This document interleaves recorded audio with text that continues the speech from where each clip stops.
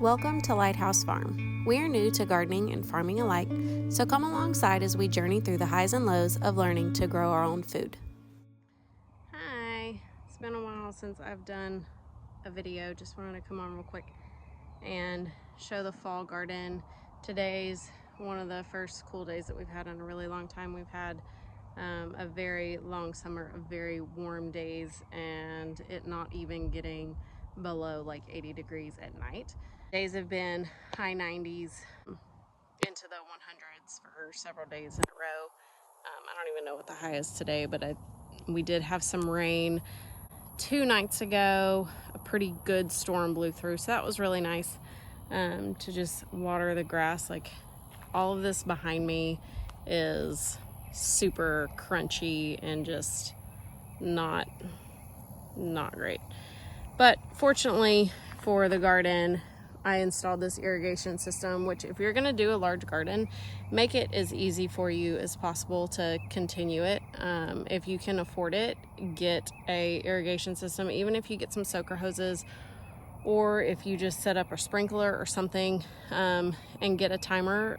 Timers are very inexpensive. They're like less than, the ones I found are less than $12. I want to say they were like less than 10. Anyways, that way you can just go turn the timer on every day and then it waters it for you. Anyways, that's besides the point. I just wanted to run through and show you guys what I've got going on. So I'll start here with the basil. Basil has been doing fantastic. We do have some marigolds right here that have been doing really well. This one got a little wonky because I keep running over it with the water hose. But they're doing really well. The pollinators are enjoying them. Here we have some peppers. We planted some peppers along here during the springtime. I think we've literally gotten, I don't know, maybe 3 jalapenos off of all the peppers that are out here. And there were a bunch of cayenne pepper plants as well. And I think we got 2 cayennes off of them. So those didn't do great. But as you guys all know, the spring garden this past year did not do great. We had some deficient compost, and we did some things to try to amend it, but even still, like, some stuff just did not do great. So anyways, back to this. We've got some basil. Basil has been absolutely kicking butt. All of this is basil all along here. It has been doing so great.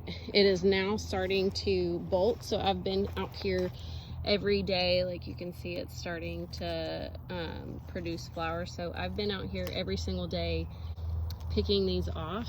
I think that I have about hit my limit, and I'm tired of coming out here every day just to pick the flowers off. So I think what I'm going to do probably tomorrow or the next day, I'm just going to come cut all of these basil plants down.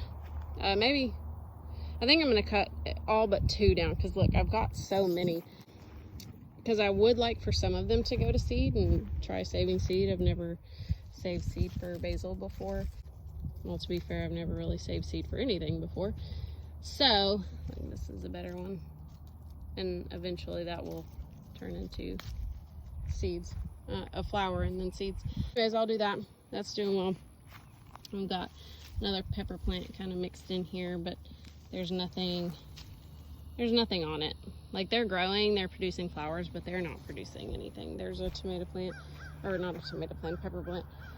I did have tomatoes all along here. Past videos I showed you that my tomatoes did not do well at all. Most of them died. Here we go, got a little pepper there. So yeah, there's that.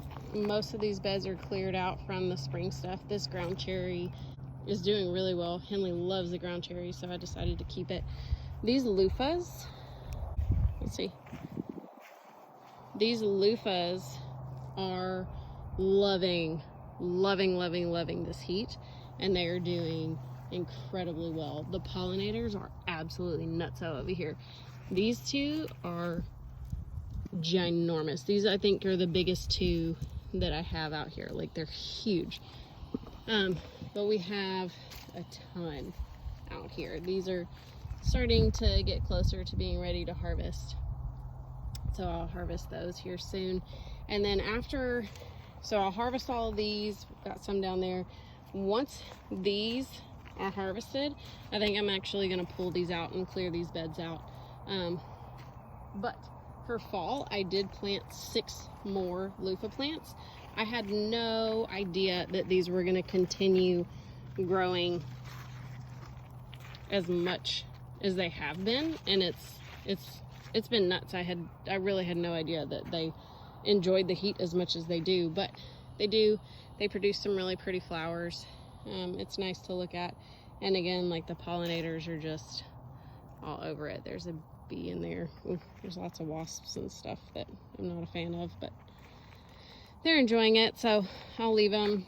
Here's another pepper plant. I believe these 2 pepper plants I did plant for fall, and they weren't doing very well, but now it seems like they're doing pretty well.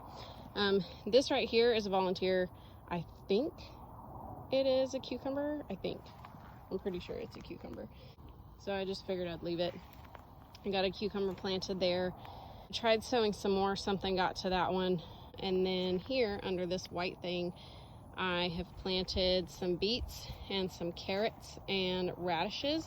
I'm thinking it's still a little too warm for these things, but I'm succession sowing them, so you know, if these don't work out, I'm gonna plant some more in a few weeks anyway, so I'll just keep doing it like every 2 weeks. I'd like to overwinter some and just see. I've never planted anything every winter. I just think this is so fascinating, the buds on here, how they want to keep producing. So anyways, I planted some different squash here. There's an eggplant. You can see there's a ton of holes and stuff. What was this? This was yellow squash. It's not doing well. More squash, and let's go check out this pretty butterfly over here. Loofahs everywhere, y'all. Loofahs everywhere.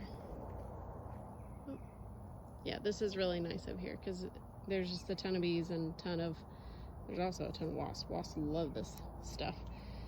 Oh, look, there's a bee right there. Hey, little bee. So fascinating. First, we have some okra over here that we planted. Hopefully I may have planted it too late. I don't think that I did, but I'm hoping that it'll start producing before, first frost. And I planted a lot. That's all okra over there too.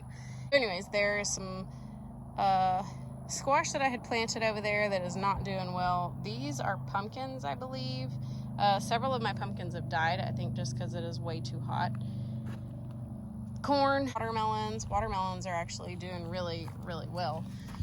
Try and get this back over here. I try as much as possible to keep it contained in the bed and keep the walkways clear, so every day I come out here and just have to kind of move it back over into the bed. Corn. This corn is doing fantastic. I did not get corn even probably a quarter of the size of these stalks in the spring because of the deficient soil. Even with doing the amendments, nothing really helped it. This is awesome. Like, we've actually got corn on these stalks. I'm super, super excited. I had planted this whole row right here with corn, and for some reason, actually all the way up until there, like every few inches, I have no clue why all of this is producing and none of this is producing. It's really strange. Don't know what happened. Guess we'll never know.